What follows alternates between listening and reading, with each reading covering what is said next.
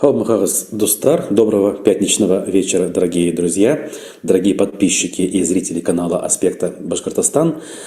Мы начинаем программу «Аспекты мнений», которая в прямом эфире идет в YouTube-канале нашего издания, а также в телеграм-канале нашего издания. Позже в формате записи вы найдете, как обычно, на самых разных площадках, в том числе на YouTube. Итак, я с удовольствием представляю нашу сегодняшнюю гостью Айгуль Леон, активистка Башнацдвижения за рубежом, наверное, правильно будет сказать, член комитета Башкирского национального движения за рубежом, омбудсмен башкирского народа и, в принципе, хороший человек. Здравствуйте, Айгуль. Руслан, хурматли тамашасылар. Здравствуйте, всех приветствую.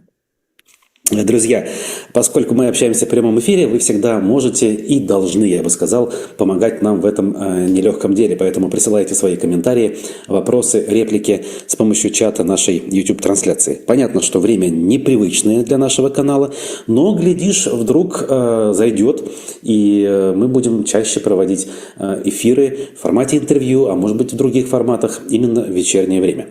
Экспериментируем. Вообще формат бесед у нас долгое время был одним из главных, но был серьезный перерыв на протяжении второй половины минувшего года. Люди истосковались по спорам, по мнениям, и вот мы возвращаемся. Как говорится, хочешь вроде как где-то даже перестать, но не дают. Берут и включают в списки, например, террористов, экстремистов или, на худой конец, иностранных агентов. У нас с вами это случилось примерно одновременно, по-моему, с интервалом в одну неделю. Да? Мы были 21 ноября, а вы 28-го уже через неделю включены. Правильно я помню? Да, это чтобы нам жизнь малины не казалась, мне кажется. Такие вещи творятся, особенно по отношению ко мне. Я уже мало отношу себя к Уфе или к Башкортостану. Я связана только с башкирским народом, как бы. К республиканским властям или российским властям я уже давно никак не отношусь. Там меня догонять или как-то наказывать меня, это уже бесполезное дело, потому что я никак не завишу ни от чего, ни в Республике Башкортостан, ни от Российской Федерации. А вот как вы думаете тогда, зачем это делается? Вас, как говорится, этим не напугать. Может быть, есть какие-то другие причины? Может быть, хотят таким образом ярлык навесить, чтобы жители республики меньше внимания обращали? Ну, естественно, это верно, то, что вы подметили.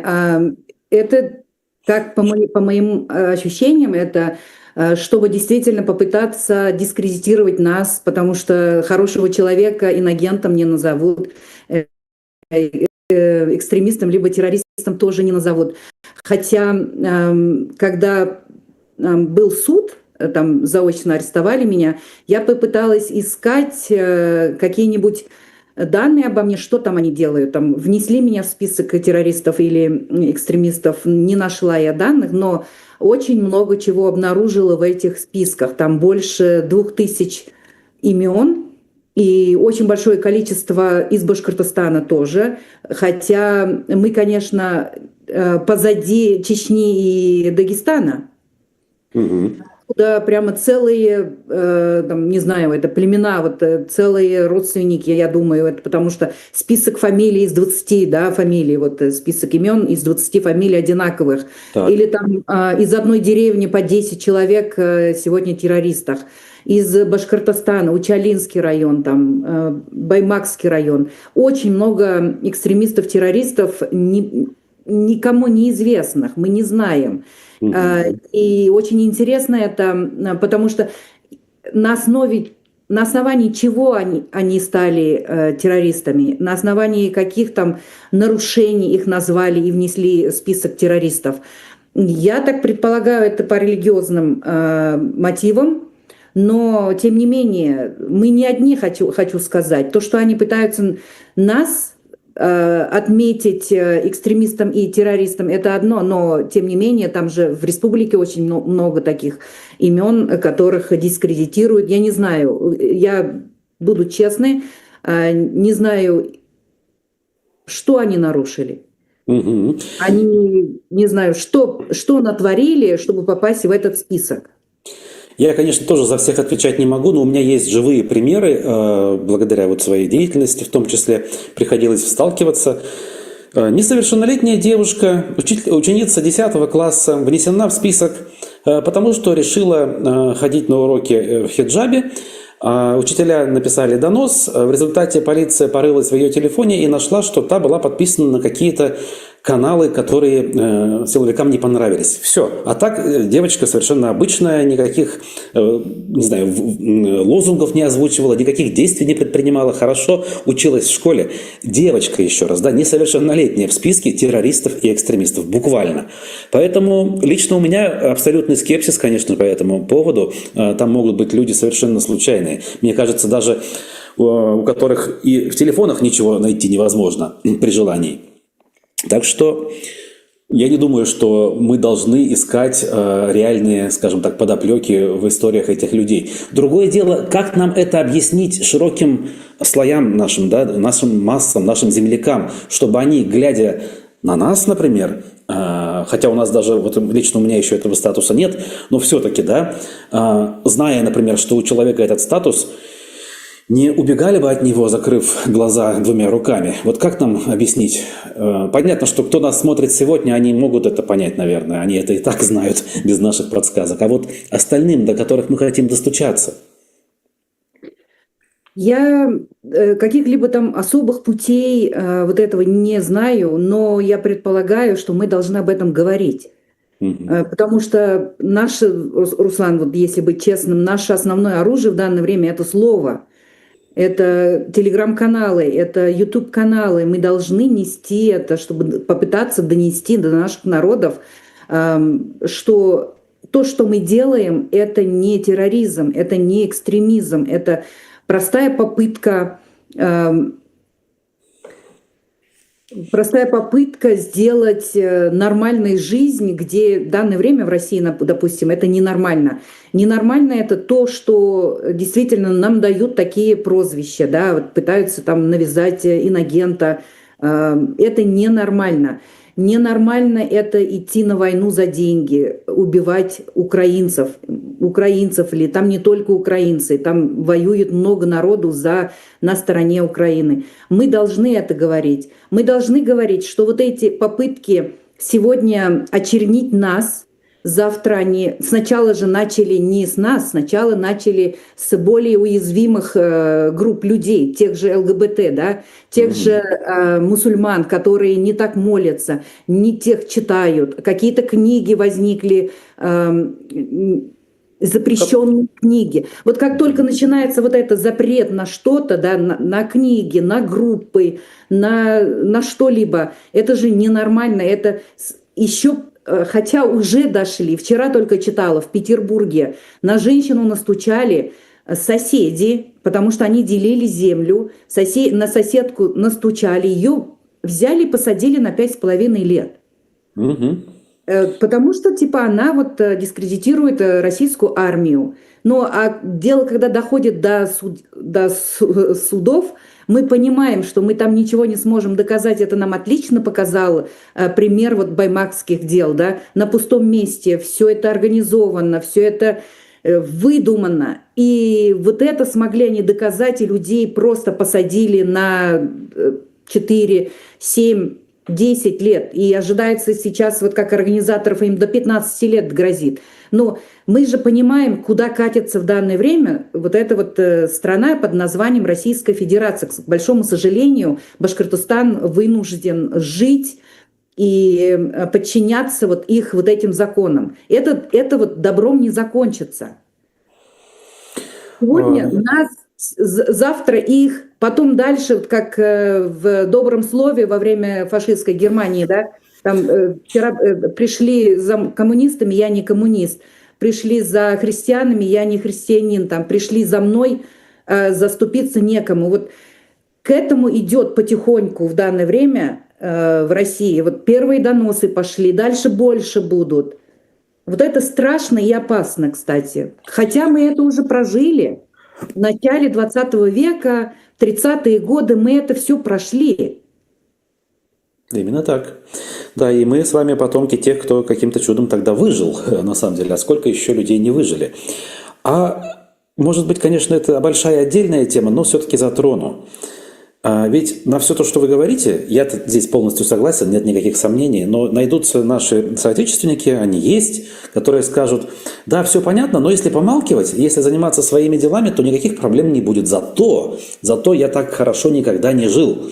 У меня никогда не было там своего дома большого, машины, снегохода, болотохода. Вот, например, мои башкирские знакомые из Брузянского района, условно, примерно так и рассуждают. Да кому мы тут нужны? Мы тут живем, у нас нет никаких хозяев, мы сами тут делаем, что хотим, и денег у нас много, просто в политику не лезем. И если лезть не будем, то и дальше вечно будем так жить. И в принципе, они как бы в этом смысле почти правы, ну, по крайней мере, в прошлое, если посмотреть, до сих пор их никто не трогал. Они верят в то, что и дальше все так же будет хорошо. Вот как можно этим людям или таким же людям донести опасность положения? На самом деле так не будет всегда. Я-то это знаю, но как им это объяснить? У меня каких-то, знаешь, Руслан, у меня каких-то пилюль нету. Вот, Я говорить. понимаю, я поэтому пытаюсь вместе как это все Да. родить, что ли.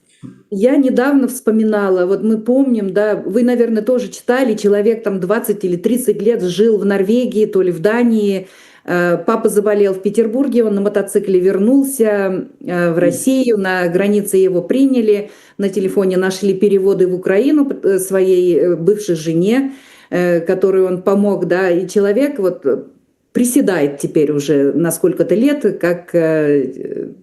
За измену родине, по-моему, там Да, буквально. А да, это да. статья двухзначный срок, однозначно.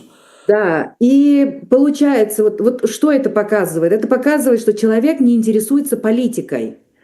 Вот он не интересовался до поры до времени, и тут вдруг так берет и политика ими интересуется.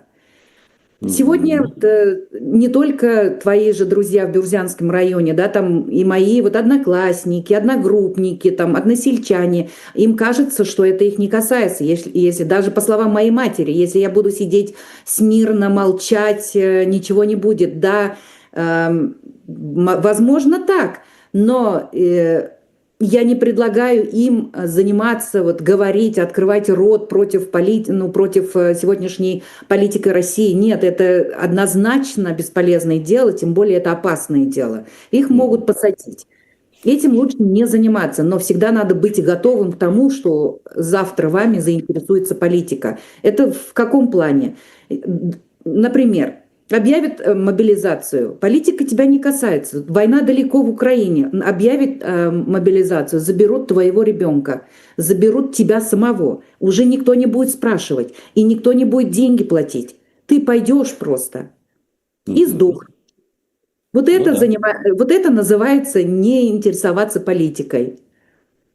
Ну, тут, в общем, понятно. И хороший пример. Казалось бы, очень простой, на пальцах, но один из хороших, действительно, иллюстраций того, как политика может прийти в любой дом, в котором политикой, собственно, не интересовались до этого. Конечно. Прежде чем дальше двигаться, Айгуль, я хотел бы кое-какие разъяснения, что ли, добавить в наш эфир для меня, для нашей аудитории, которая, может быть, не в курсе. Комитет Башкирского национального движения за рубежом, структура, в общем-то, известная, так или иначе у нас она упоминалась, но не то чтобы часто. За то время, пока мы не общались, какие-то мероприятия были, какие-то действия происходили. Вот, в частности, был учрежден институт омбудсмена. Поподробнее тут расскажите, пожалуйста, это вот что, как, почему, ради чего?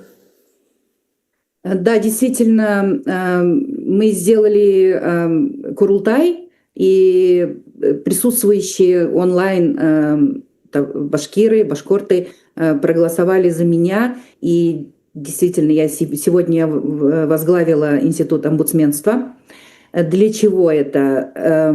Мы же прекрасно знаем, что омбудсмен Российской Федерации, да, омбудсмен Республики Башкортостан никак не интересуются или никак не помогают народу, людям в правонарушениях. Это случилось практически после того, как омбудсмен Республики Башкортостан в составе военкоматов, военкомов ходил по республике и уговаривал людей идти на войну. Хотя это не его полномочия, это он не должен этим заниматься. Все-таки мы должны защищать права человека.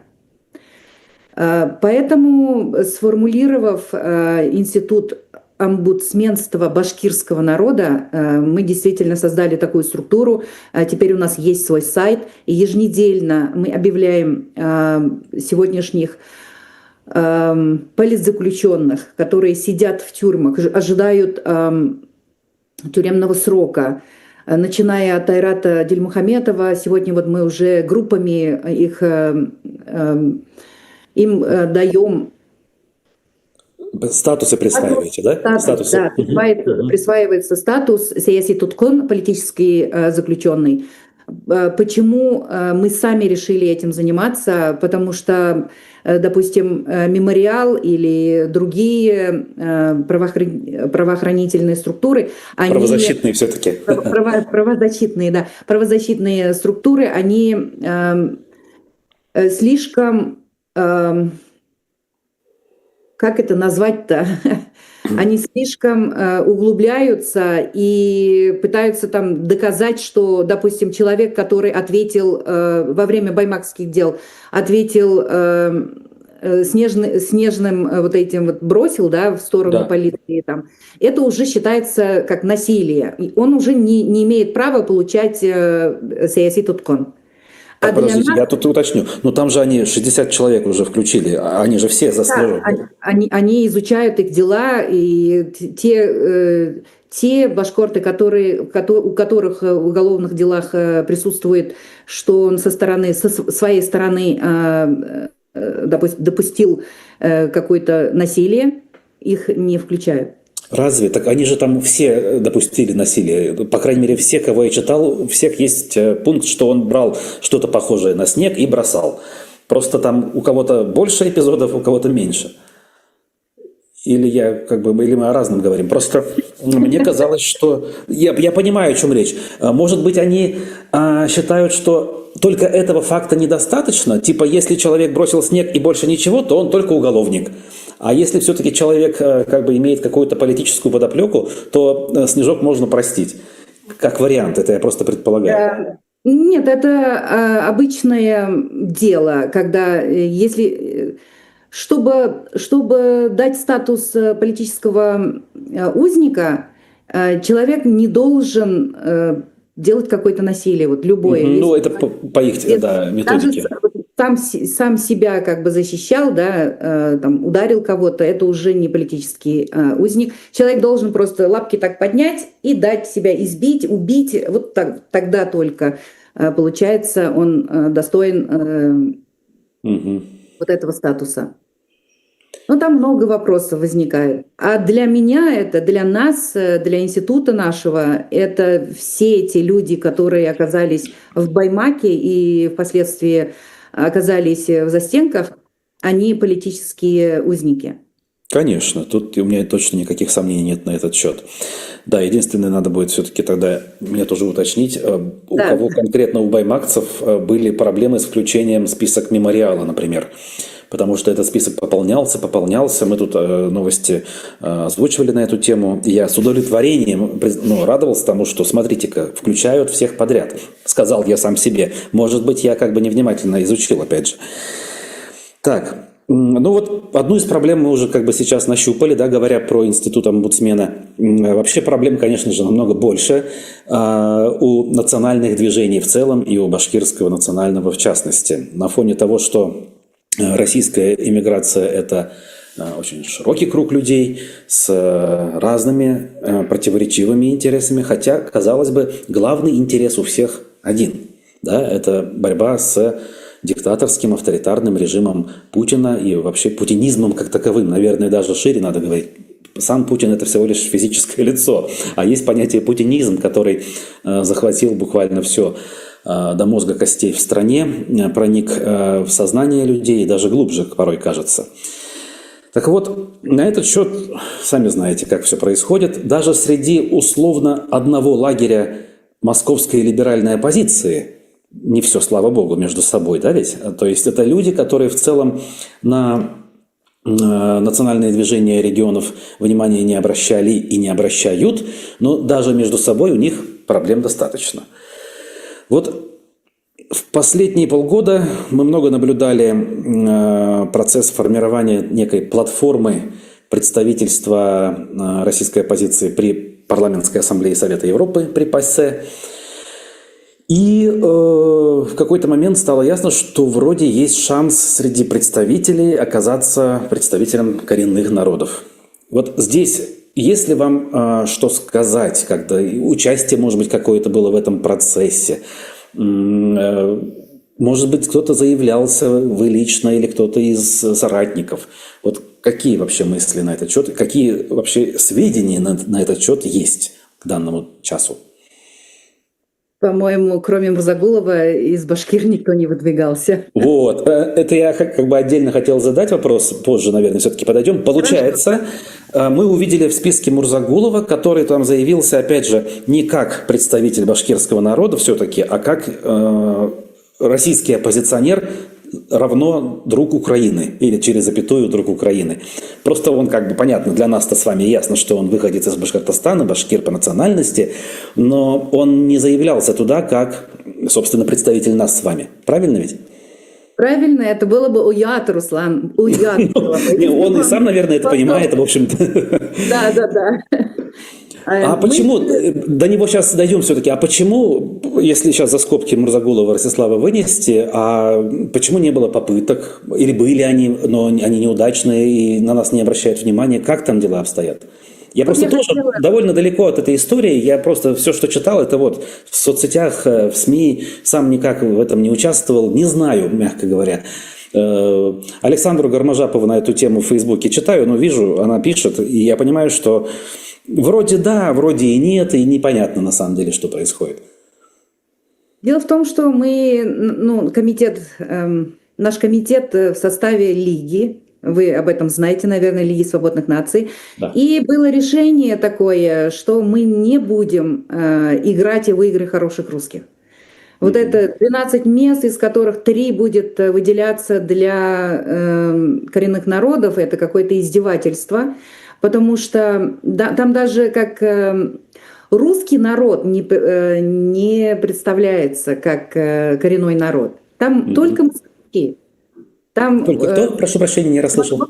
Москвичи. Да. То есть национальная такая структура получается. Там нету никого, кто представлял бы, допустим, Дальний Восток или Сибирь.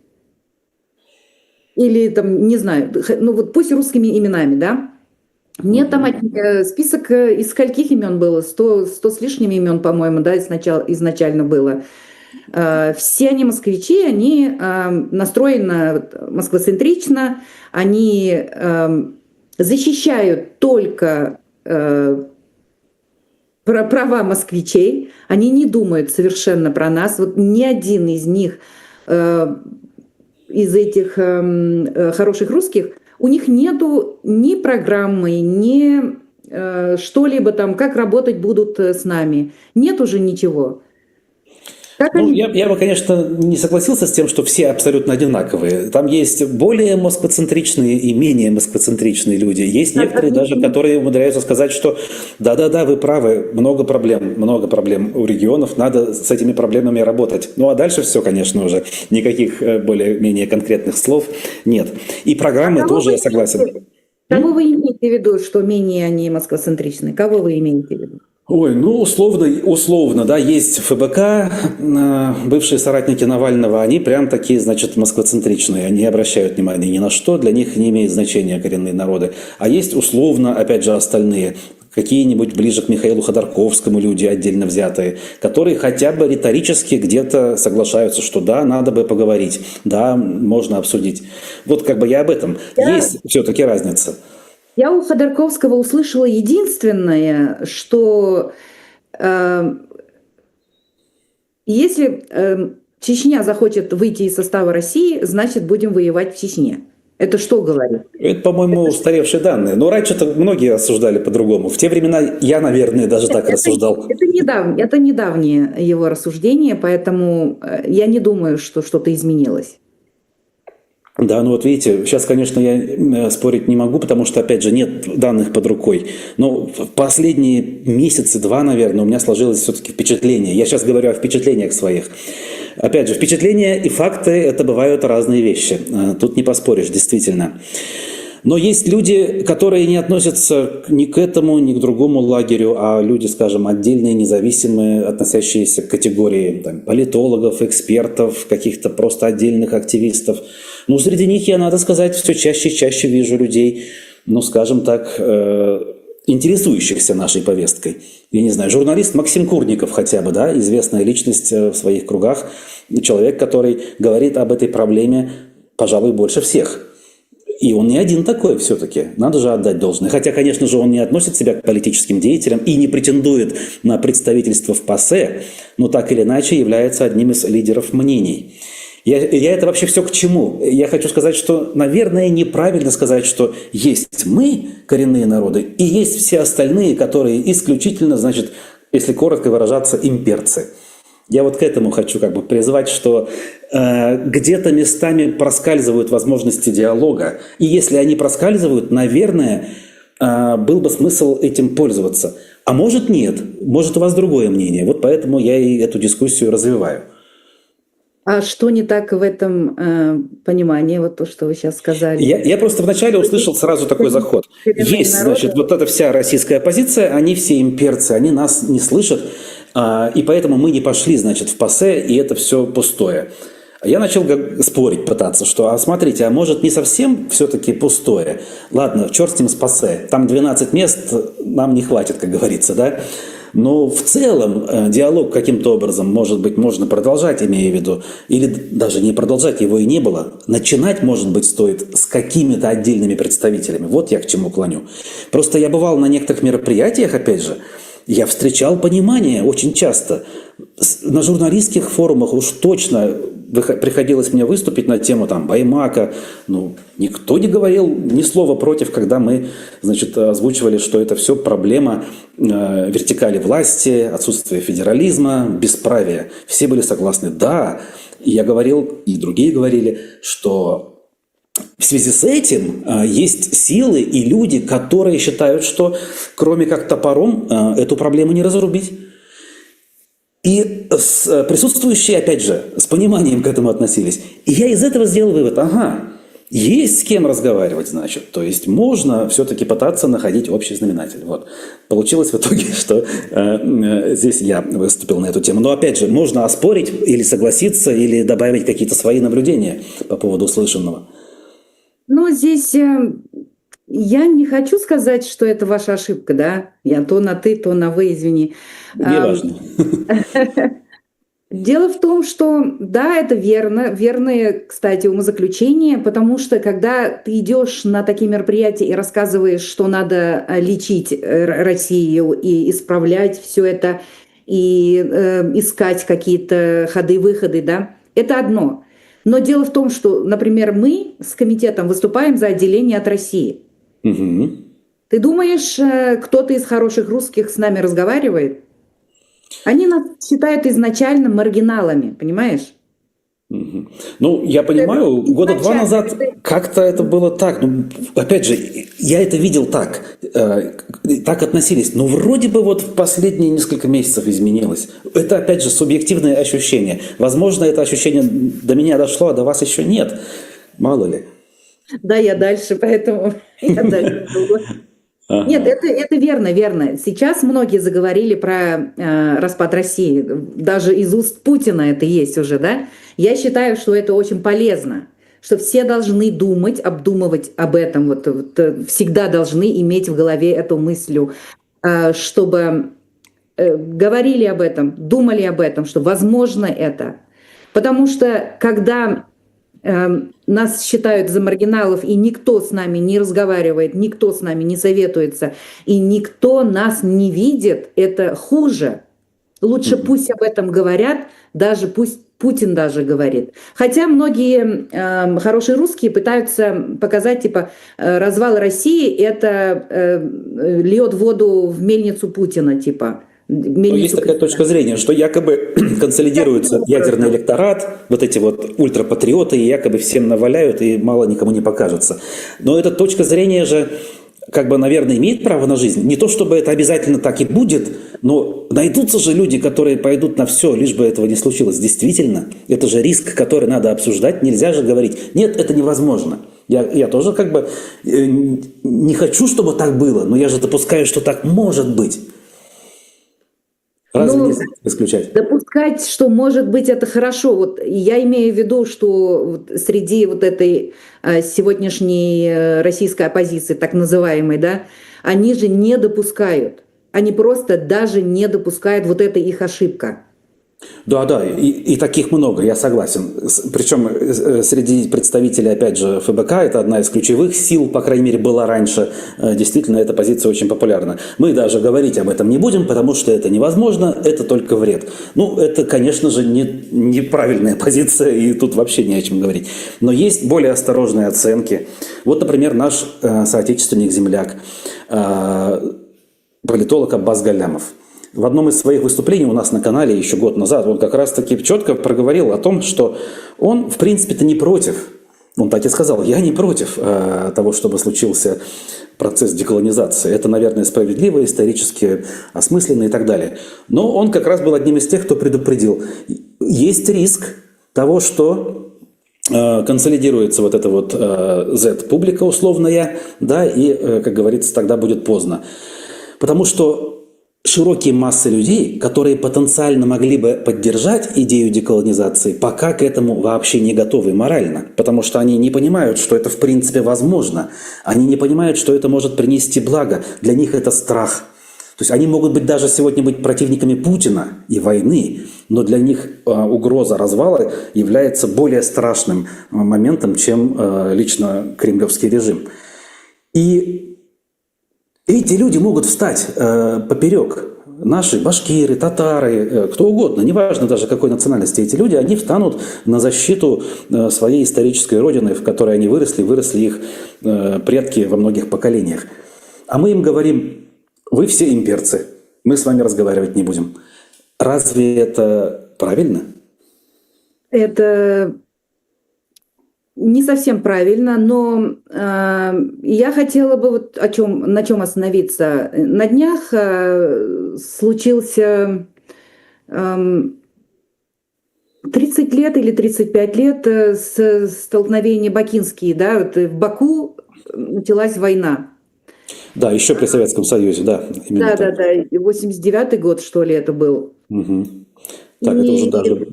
После этого мы еще помним Грузию в апреле, да, те же годы. Те же годы, 88-й, 89-й, там уже пошло-поехало, конечно. Мне было тогда сколько? Мне было, наверное, лет 13-14 в те годы, да, может, еще меньше. Но это было до Чеченской войны, до русско-чеченской войны. И мы же помним, вот, как это подавалось по российскому телевидению. Это подавалось, как вот азербайджанцы нападают на русских, выгоняют из своей республики. В Грузии то же самое. Грузия для грузин. Это в Центральной Азии, Таджикистан потом подоспел. Да, конечно, да. Конечно. А потом в Чечне то же самое было, что типа вот чеченцы выгоняют, режут, убивают семьями русских. Хотя на самом деле это уже сотни раз... О май гаш. Слово забыла. Так, прошу прощения. Так, я тут прочитал комментарий, и слово-то я пропустил. Какое там слово должно было быть? Ну, можно переформулировать. Ладно, хорошо. Сейчас уже я ушла далеко своими мыслями. И это будет делаться везде. И в нашем случае то же самое. Начнется распад России, это будет такая же ситуация. И это уже нагоняется сегодня. Почему в Уфе, в Башкортостане ликует это русское общество? Русская община, вы имеете в виду? Община, да, русская община, да. Что они делают у нас в Башкортостане? А почему Ну, их нету, допустим, на Кавказе? они у нас процветают, и, по-моему, им Да. зеленый цвет дается, им можно все, им можно даже шествие устраивать, конечно. Это так. И во многих регионах, а на Кавказе, на Северном, вы верно заметили, там, судя по всему, нет ничего подобного. И в этом смысле Нагоняется, вот заранее нагоняется вот это. Да, действительно, я-то понимаю, я не не надо, оправдываю центр никак. Они, не надо если что-то и еще, будет, они будут сами во всем виноваты. А с людьми-то что делать, с обычными? Вот с нашими близкими, там, я не знаю, родственниками, знакомыми? вы думаете, в феврале 17 года революция, когда случилась, там царя убрали, да? Народ это все стопроцентно принимали? Да, народ, конечно, нет, и не в курсе был. Или захват власти в ноябре 17 года? Народ прямо хотел, чтобы пришли большевики к власти? Нет, на самом деле политику делает меньшинство, вот это вот 10%. А остальное Персоналии. 90% обычно подчиняется этому.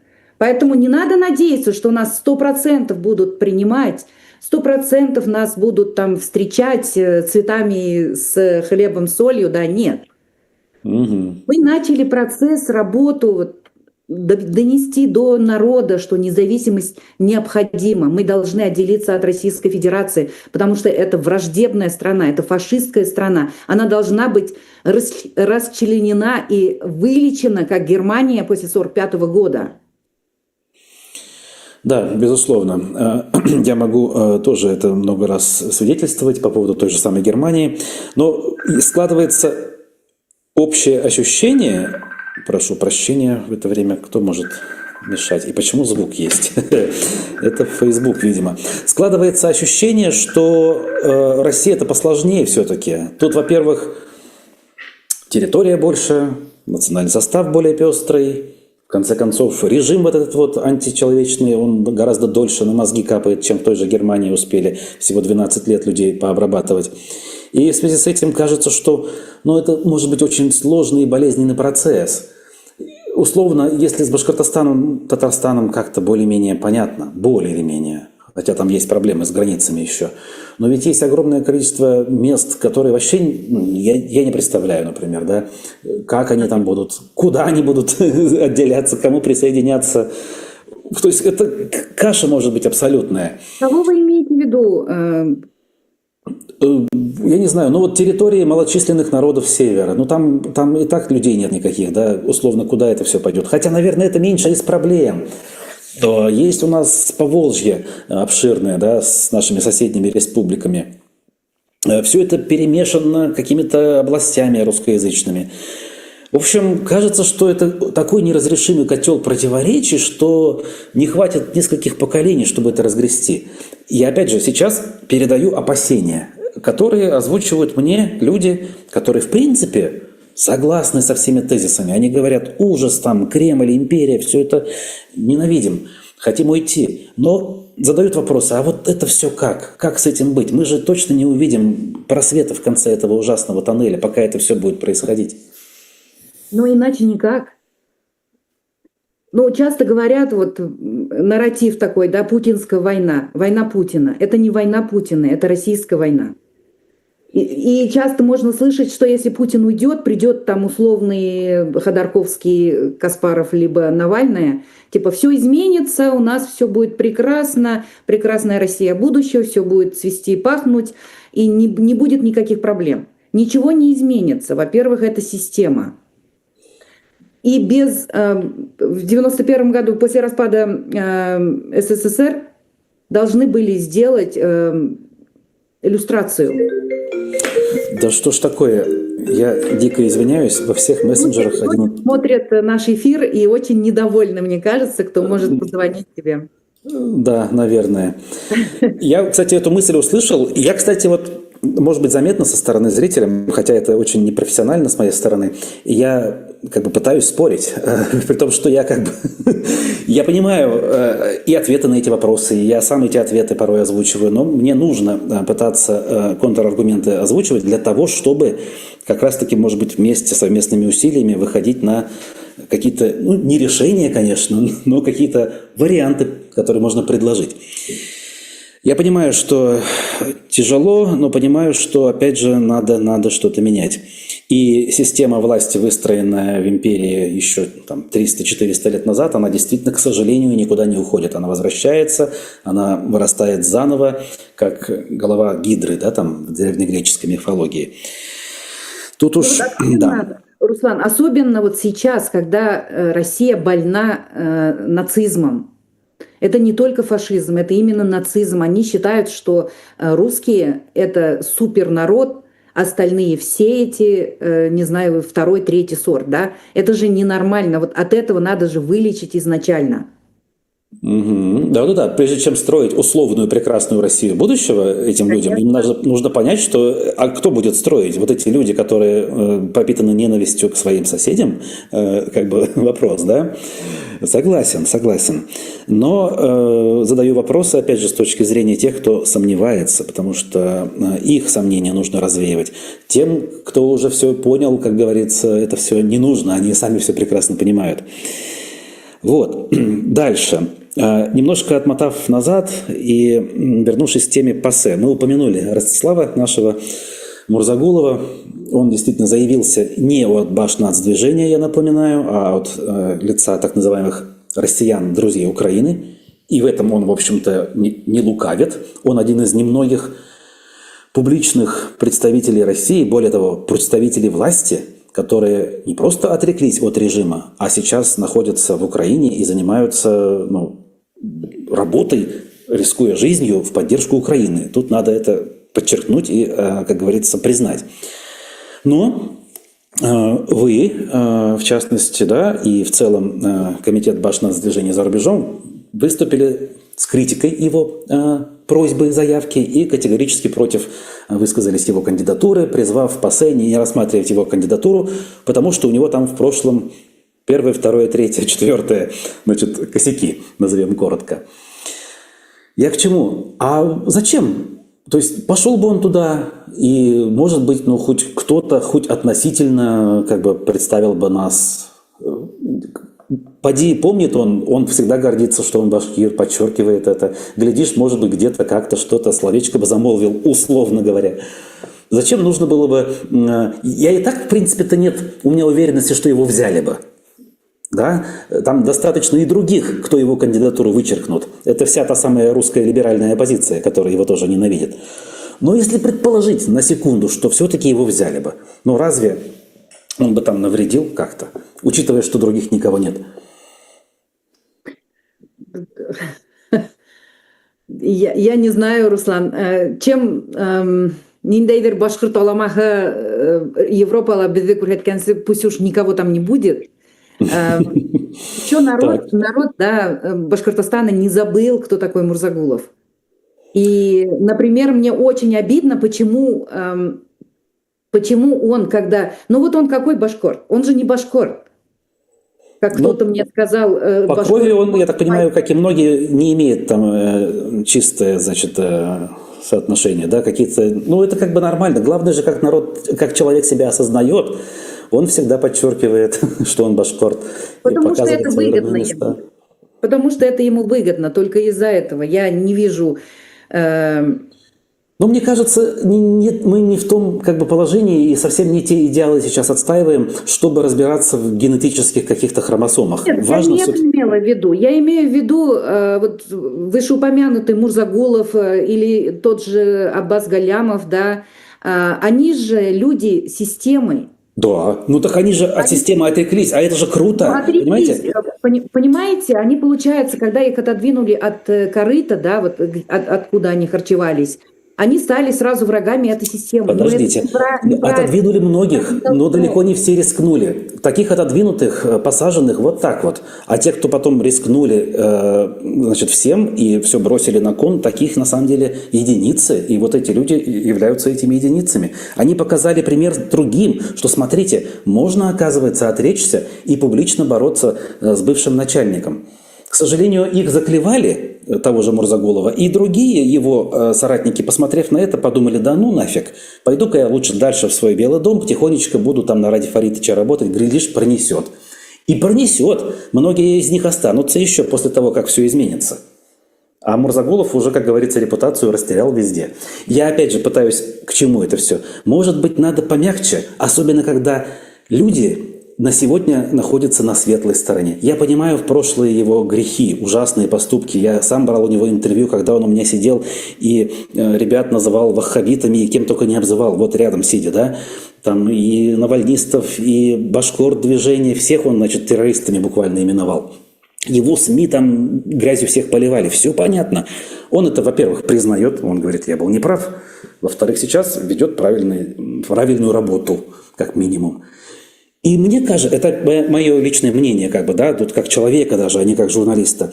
Чем больше таких людей, тем лучше, казалось бы. Надо их брать себе не в друзья, конечно, но хотя бы в партнеры, наверное.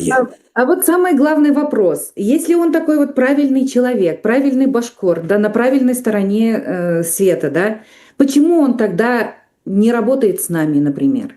Так, а черт, я этого не знаю, я не спрашивал ни у него, ни у кого. А его приглашали, чтобы работать с вами, опять-таки? Мне очень интересно, он же нас, опять в очередной раз, я напоминаю, что он тоже считает нас маргиналами. Что мы там пытаемся чего-то делать невозможное, да, там распад России, отделение Республики Башкортостан независимым, чтобы стал. Поэтому, если он на правильной стороне, он должен был быть с нами, чем с Ходорковским или Невзлиным. Разве не так? Возможно, да-да-да. Я как раз и хочу контраргументы понять, почему как бы к нему претензии. И ни разу не настаиваю, что моя тут точка зрения единственно правильная. Поэтому надо тут, как говорится, доказывать. И вы правильно делаете. Вот. Окей. Здесь понятно по Мурзаголову. Может быть, как компромисс можно было бы как бы взять паузу в плане обвинений в тех или иных вещах до достижения некоторых целей, а потом, соответственно, все это предъявить. Он, в общем-то, и сам публично об этом всякий раз говорит. Я готов понести ответственность там перед судом, только независимым, свободным, когда он состоится. Ну, а пока надо бороться, он говорит. Вроде, опять же, придраться не к чему. Человек надеется на независимый суд, но оставаться при Российской Федерации, да, ну, очень, конечно, это умно. Да не, тут я все-таки тоже рекомендую, он тоже уже не настаивает на целой единой и неделимой. В этом смысле он тот еще экстремист на сегодняшний день, насколько я смог судить, когда последнее его выступление слушал, но это было уже месяца 2 назад. Вот. То есть он перестал быть таким москвоцентричным, каким он был раньше, тут уж сомнений никаких. Потому что замаячило в составе Российской Федерации вернуться в независимую, не независимую, а в составе России, который будет Башкортостан, и там возглавить республику, как бы в системе Ходорковского ли, хороших русских ли. Поэтому он как бы поворачивается в сторону Башкортостана. Хорошо. Личность противоречивая, можно, как говорится, спорить бесконечно, но я вопрос задал, в принципе, ответ услышал. Я думаю, что мы к теме этого человека еще вернемся, но не сегодня уже. Тут у нас чат очень живой, на всякий случай благодарю тех, кто активен. Друзья, напоминаю, что и лайки нужны, лайков меньше, чем ваших комментариев, по-моему, это вообще непорядок. Вот, есть и сообщения в личку, и вот люди контраргумент добавляют к мысли о том, что это война не только Путина, но и России в целом. А как же быть с десятками тысяч башкортов, которые на этой войне воюют, и гибнут в рекордных количествах по всей стране, если взять, да, нашу республику в лидерах по числу погибших. И среди наших соотечественников, надо правде в глаза смотреть, много тех, кто искренне разделяют имперские взгляды за то, что наша Родина должна быть огромной, поэтому надо захватить соседнюю Украину, поэтому мы пойдем там защищать, я не знаю, наши рубежи. Говорят, наши с вами башкорты. Вот с этим как быть, что это за противоречие? Ну, это получается психология колонизованных народов. Как бы они оправдывают себя тем, что они хуже русских, хуже московских. Они должны выполнять их указы, их приказы. И тут еще не надо забывать, что почему наших очень много на этой войне и многие гибнут. Мы каждый день видим видео, как более-менее там, я не знаю воинских званий, там кто повыше, да, по званию, чем вот эти рядовые, относятся к этим людям, которые штурмовики рядовые, они как мясу. Вот, очень, очень больно это видеть. Это получается... Да, аналогичные чувства испытываем. От этого зависит. Еще же зависит от того, что как с самого начала полномасштабной войны, как повел себя Хабиров.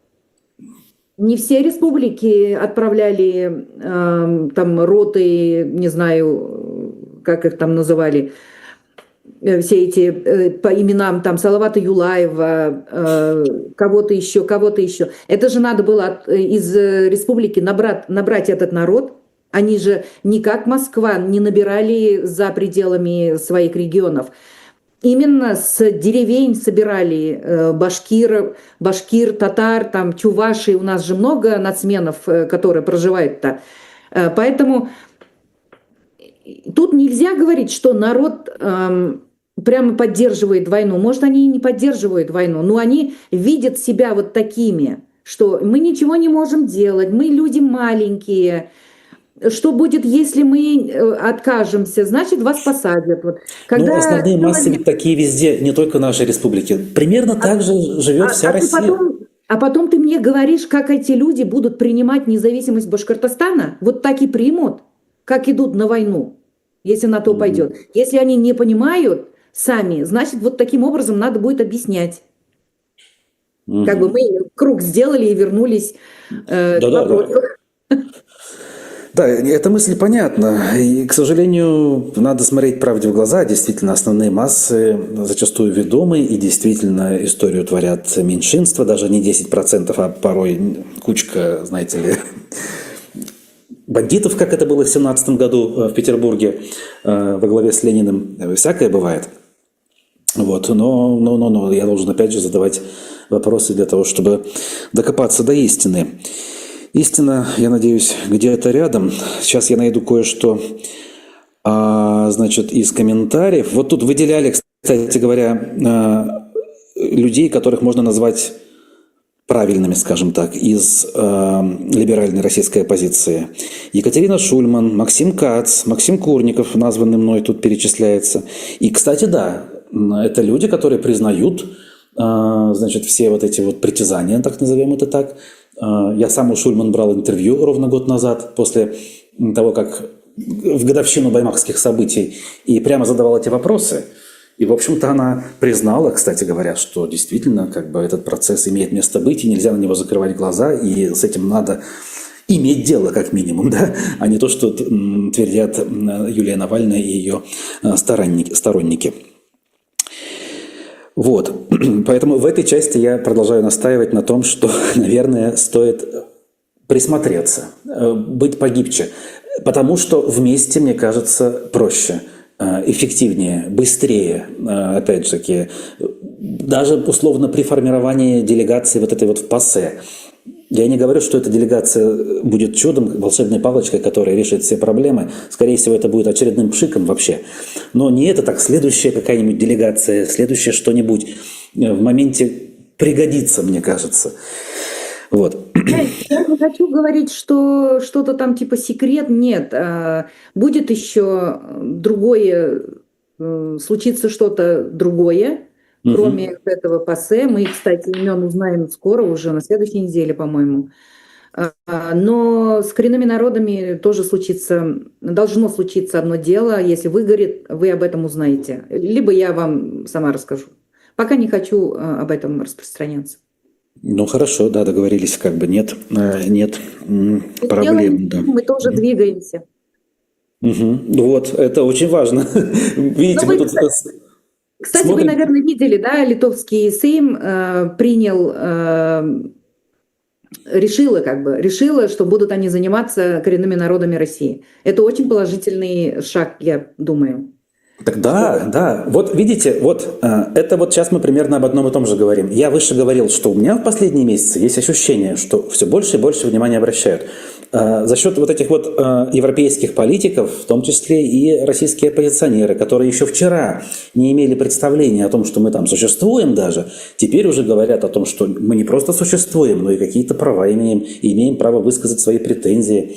Некоторые за голову держатся, когда узнают, как мы рассказываем, что мы мечтали сменить имя там на более русское, как мы стеснялись говорить с акцентом, как мы, значит, радовались, я, например, про себя рассказываю, радовался, что мне достался паспорт без башкирского вкладыша, потому что я не хотел казаться каким-нибудь москвичам, если я в Москву поеду, человеком второго сорта. Вот это вот рассказываешь им, они такие, ничего себе, а мы не знали, что у вас были такие проблемы. Я это все как бы понимаю и по себе. Мне как раз-таки, опять же, да, доказывать ничего не надо, но многим нашим зрителям, наверное, и нашим соотечественникам все-таки надо. И это очень сложная работа. Так. Так. Ой, мы с вами уже практически час в эфире. Темы-то по существу. Хотя, наверное, вот живой разговор без структурной построенной какой-то линии даже живее и лучше. Скажите, Кстати, да. Я быстренько сделаю анонс, что ли. Вы, наверное, знаете, мы начали на своем башкирскоязычном канале комитета еженедельные программы с моими соратниками Шмуратом Хайбулла и Русланом Сулеймановым. Начали на башкирском языке делать программы. Если знаете башкирский, понимаете, пожалуйста, рахимитеге тыңлагыз, таратыгыз. Так, это сейчас имеется в виду канал Комитет башкирского национального движения или как На он башкирском называется? языке, который сетильдеге. Ага. В общем, так или иначе, я попрошу нашего режиссера добавить ссылки на указанный канал и на другие каналы Башнацдвижения, Мы там чтобы... на башкирском языке говорим и делаем. Это Сетильдеге прекрасно. башкирского комитета. Супер. Мы тоже вот анонсировали 1,5 года назад, что у нас на канале появится программа на башкирском языке. Анонсировали, а в итоге ничего нет до сих пор. Даже на русском языке чуть было не закончили. Но ничего, нашли в себе силы и продолжаем. Очень тяжело даже вот нам найти говорящих, мыслящих на башкирском языке людей, к сожалению. Это так. Это одна из проблем, кстати говоря, да, которую в качестве аргумента можно называть. Мы теряем язык.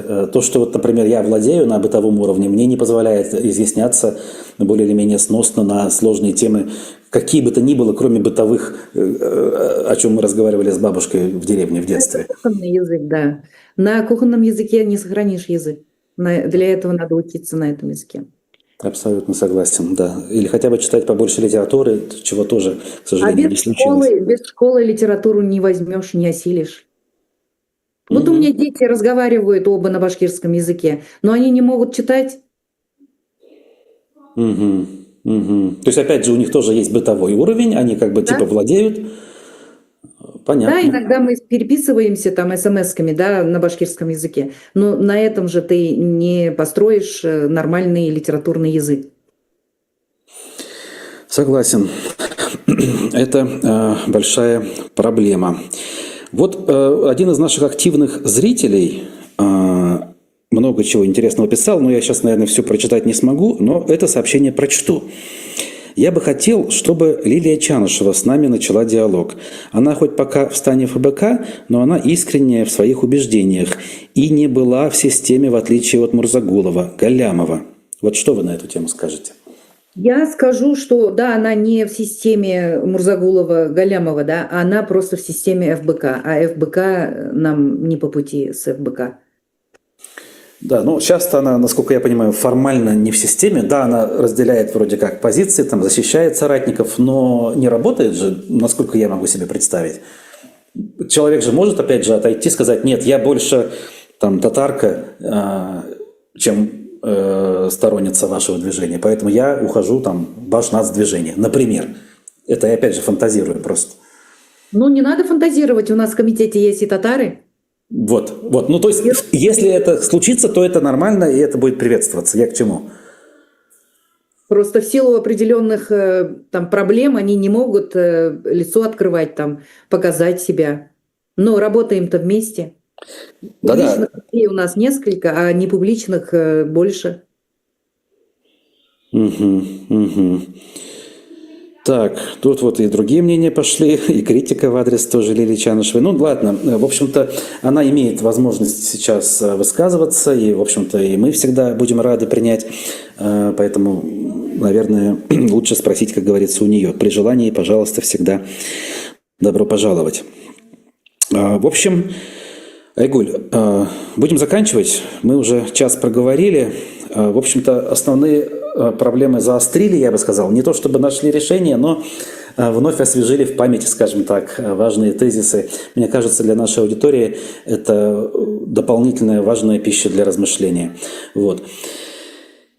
И под занавес я хочу что сказать. Во-первых, напомнить, что Айгуль Гемранова-Леон.